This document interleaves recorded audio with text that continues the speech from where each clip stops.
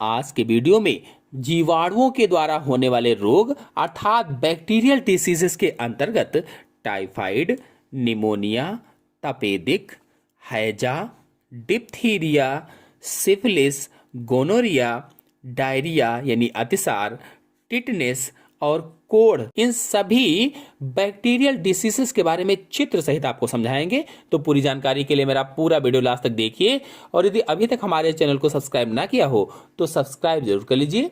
चलिए शुरू करते हैं। सबसे पहले टाइफाइड के बारे में समझ लेते हैं। तो यह रोग जीवाणु साल्मोनेला टाइफी के द्वारा होता है। जो साल्मोनेला टाइफी जीवाणु होता है इसके कारण टाइफाइड रोग हो जाता है। और ये कहाँ पर संक्रमण करता है? तो ये आंतों में संक्रमण करता है और आंतों में संक्रमण के कारण ही टाइफाइड रोग अथवा मियादी बुखार हो जाता है। तो यह जीवाणु आंत की दीवार को क्षतिग्रस्त कर देता है। जो आंत की हमारे दीवारें होती है, जो आंतरिक सतहें होती हैं, उनको क्षतिग्रस्त कर देता है, जिससे लगातार बुखार रहने लगता है। हमें हमेशा बुखार रहता है, नब्ज धीमी हो जाती है, शरीर पर गुलाबी रंग के चकत्ते से उभर आते हैं और रोगी को मूर्छा आती रहती है या मूर्छा रहती है। यह 2 से 3 सप्ताह तक रहता है। जो टाइफाइड होता है लगभग 2 से 3 सप्ताह तक रहता है। लेकिन अस्थिमज्जा, प्लीहा, पित्ताशय आदि के संक्रमित होने पर इसके दोबारा होने की संभावनाएं रहती हैं। कहने का मतलब अगर अस्थिमज्जा, प्लीहा या पित्ताशय तक संक्रमित हो गया है तो ये फिर से भी हो जाता है। आते हैं रोग कैसे फैलता है इस पर, यानी स्प्रेड ऑफ डिसीजेस पर। तो रोगी के मल मूत्र के साथ इस रोग के जीवाणु शरीर से बाहर निकलते हैं। जब रोगी का मल बाहर आता है तो उसी के साथ में ये जो जीवाणु होते हैं वो बाहर निकल आते हैं, जो मक्खियों द्वारा पीने के पानी तथा खाने की वस्तुओं में पहुंच जाते हैं। अब मक्खियां क्या करती हैं कि उसी मल पर बैठती हैं और बैठने के बाद फिर वो पीने वाले पानी पर कहीं बैठ जाती हैं, जाकर के फल पर कहीं बैठ गई या कहीं खाना खुला रखा है उस पर बैठ गई। इस तरह से मक्खियों के द्वारा पीने तथा खाने की वस्तुओं में जीवाणु पहुंच जाता है और स्वस्थ व्यक्तियों को संक्रमित करता है। अब आते हैं उपचार व रोकथाम पर, यानी ट्रीटमेंट एंड प्रिवेंशन पर। तो क्लोरोमाइसिटीन नामक औषधि से इस रोग में लाभ पहुंचता है। जो टाइफाइड रोग होता है तो इसमें क्लोरोमाइसिटीन अगर दवा ली जाए तो लाभ होता है। रोग के फैलने पर प्रतिरक्षण के लिए वैक्सीन के टीके लगवाने चाहिए। यानी अगर रोग फैल रहा है तो हमें इसके वैक्सीन के टीके भी लगवाने चाहिए। रोग की रोकथाम के लिए नियमित रूप से स्नान करें, कपड़ों की सफाई करें, आसपास के स्थानों को साफ सुथरा रखें व स्वच्छ बनाए रखें। फिर आते हैं निमोनिया या फेफड़ों के शोथ पर। तो निमोनिया फेफड़ों का रोग होता है। कौन सा रोग है? फेफड़ों का रोग है, यानी कुल मिलाकर के फेफड़ों पर अटैक करता है। यह स्ट्रेप्टोकोकस निमोनी के द्वारा होता है। और किस जीवाणु के द्वारा निमोनिया रोग होता है? तो स्ट्रेप्टोकोकस निमोनी के द्वारा निमोनिया रोग हो जाता है। अथवा एक और जीवाणु होता है हीमोफाइलस इन्फ्लुएंजी। हीमोफाइलस इन्फ्लुएंजी के द्वारा भी निमोनिया रोग हो जाता है। तो ये रोगाणु फेफड़ों के एल्वेलाई की म्यूकोसा को संक्रमित करते हैं। जो फेफड़ों में एल्वेलाई होती है उसकी म्यूकोसा को संक्रमित कर देते हैं। एल्वेलाई में द्रव एकत्रित होने के कारण श्वसन में कष्ट होता है। अब चूंकि वहां पर द्रव एकत्रित हो जाता है जिससे हम सांस नहीं ले पाते हैं, श्वसन में कष्ट होता है। कि रोग कैसे फैलता है, स्प्रेड ऑफ डिसीज कैसे होती है? तो रोगी के कफ व बलगम के कणों का श्वास के साथ प्रवेश करना। यानी अगर कोई रोगी है उसमें कफ उसके निकल रहा होगा, बलगम निकल रहा होगा, अगर वो थूकता है तो थूकने से अगर कोई दूसरा व्यक्ति उसके संपर्क में आता है वायु के कण या किसी न किसी माध्यम से तो उसको भी ये हो जाएगा। फिर रोगी के ग्लास, बर्तन, खाद्य एवं जल को ग्रहण करने से। अगर कोई रोगी है निमोनिया से और उसकी यूज की गई चीजों को अगर आप छूते हैं, चाहे वो ग्लास हो, चाहे बर्तन हो, चाहे खाने वाली चीजें हों, तो उनसे भी आपको हो जाएगा। और रोगी के थूक के द्वारा भी आपको हो जाएगा। तो इस तरह से फैलता है, इस तरह से स्प्रेड होता है। फिर निमोनिया के लक्षण कौन कौन से होते हैं जान लेते हैं। तो इसके अंतर्गत कपकपी, ज्वर, कफ व सिर दर्द होता है। सबसे पहला लक्षण कौन सा है?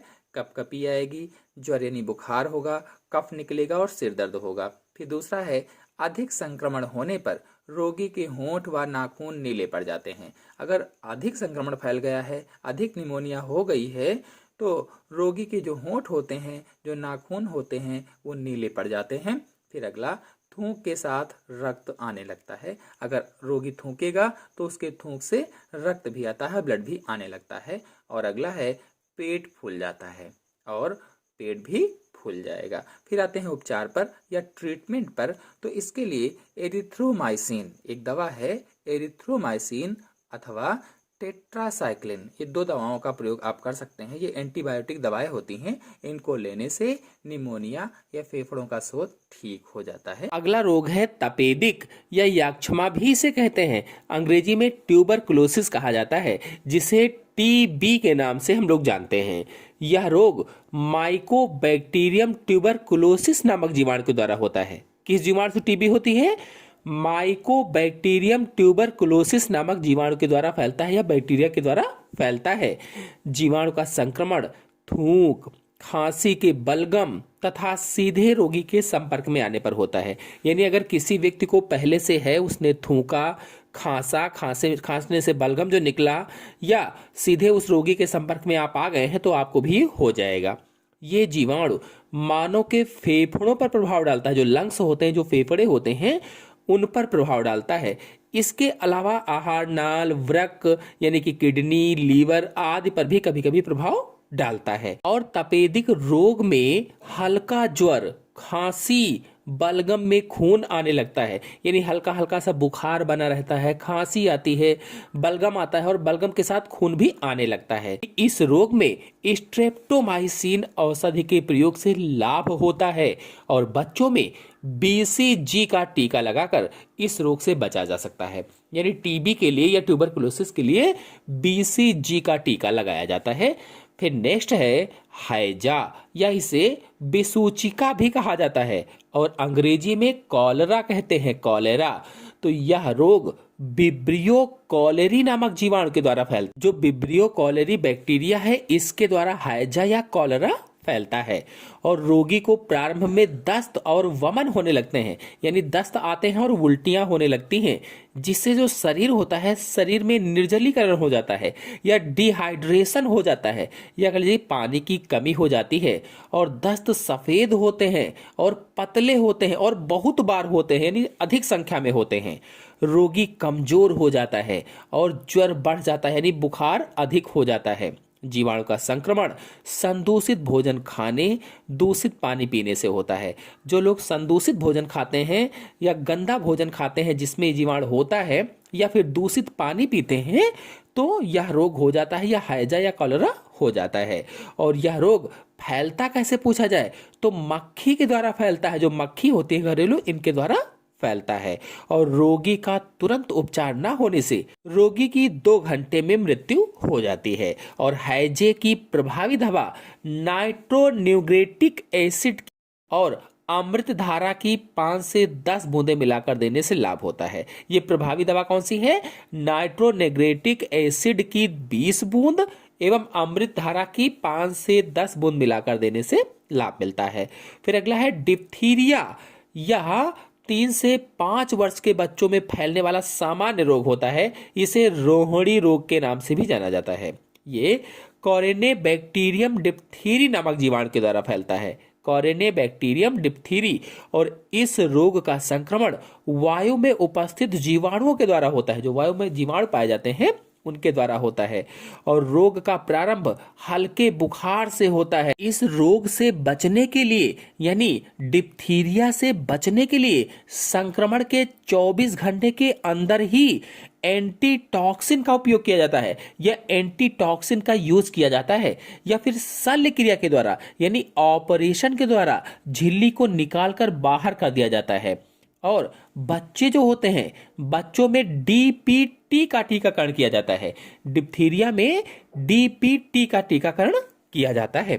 फिर अगला है सिफिलिस या इसे उपदंश भी कहा जाता है अथवा इसे अतिशक भी कहते हैं और यह असुरक्षित लैंगिक संबंधों के द्वारा फैलता है।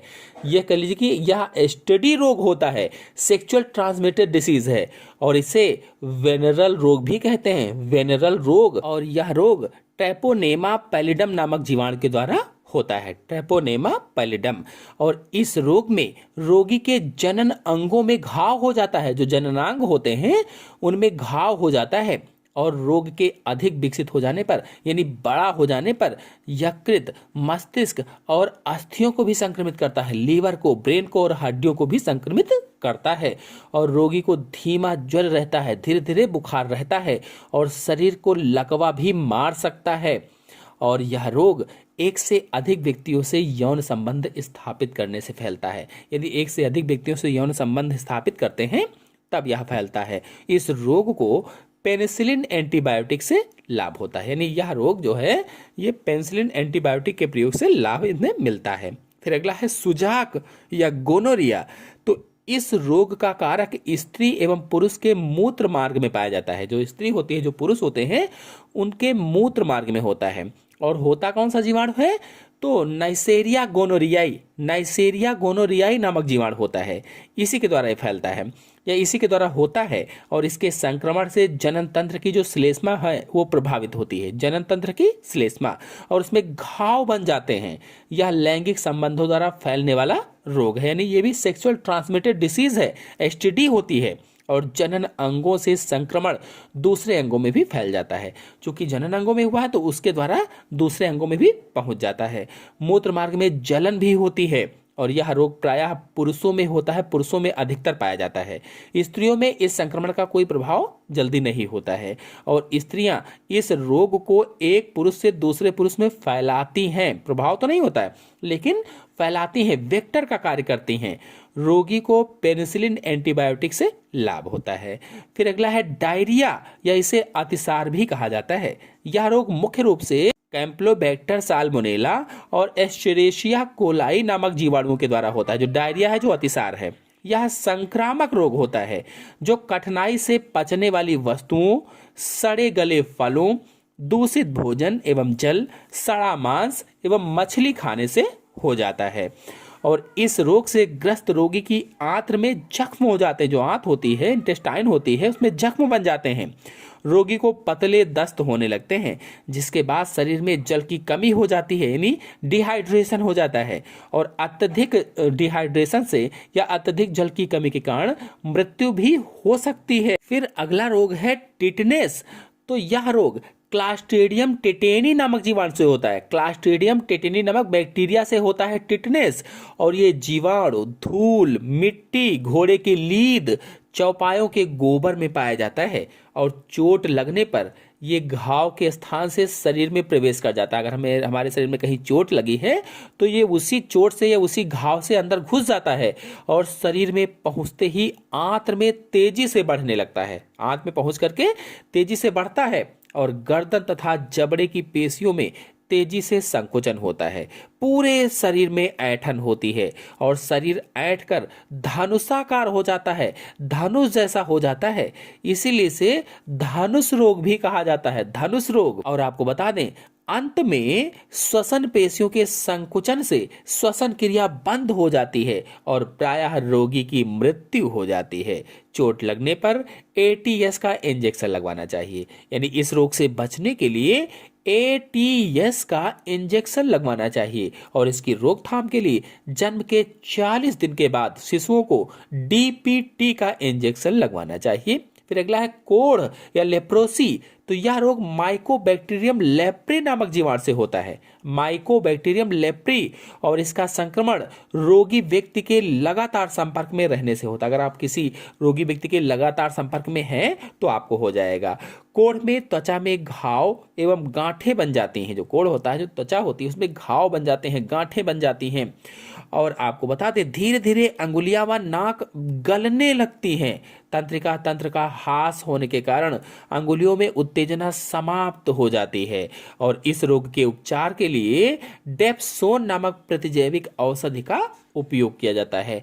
डेप्सोन, आपको बता दें कि इसी जीवाणु जनित रोगों के अंतर्गत कुकर खांसी भी आती है, ऊपिंग कफ भी आता है, जिसे काली खांसी के नाम से भी जाना जाता है। आशा है आप सभी लोगों को सभी बैक्टीरियल डिसीजेस अच्छी तरह से समझ में आ गई होंगी। समझ में आ गई हो तो वीडियो को लाइक और शेयर कीजिए। चैनल पर नए हैं तो चैनल को सब्सक्राइब कर लीजिए। धन्यवाद।